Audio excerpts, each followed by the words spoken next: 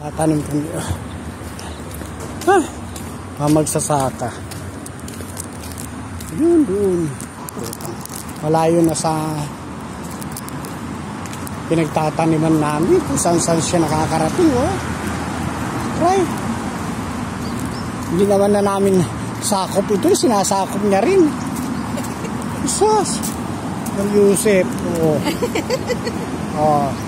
Sakopin pa. Pag ito tumaba, kaya nga pag ito tumaba hindi na naman na natin sakop ito.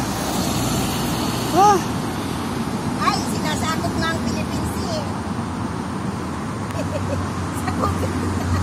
Diyos ko po. Sakopin din natin. Oh.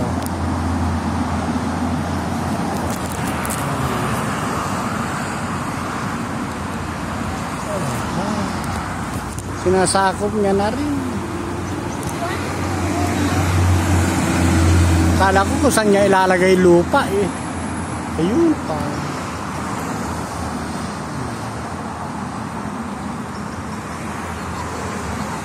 Paggaganyan-ganyan kapag pinagbawalan tayo ng ano na naman.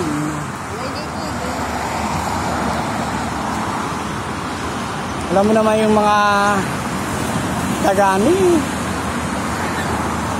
taga-immigration. Taga-immigration, damor na napapakinabangan, ayaw nilang lahat pala ng daan ng gulong nilagyan mo ng sili. Sus.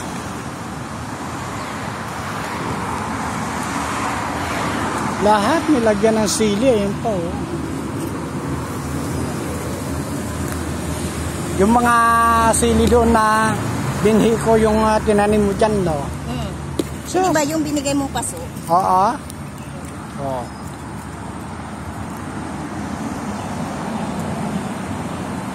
Kung hindi natin... Hindi naman ako nagkain ng sili. Gusto ko lang nagkakain. Kung hindi natin yung malilinis araw-araw, wala. Tatakpan din ng... Ano naman ang lilinisan mo yung lahat area? Hindi naman. Ayan yung mga yan. Lalago at lalago yan. Yan.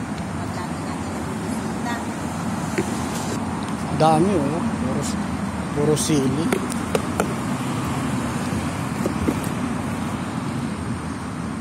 Sili. Ay, kaya nga. Sili. Ayun, ang dami. Lahat ng gulong.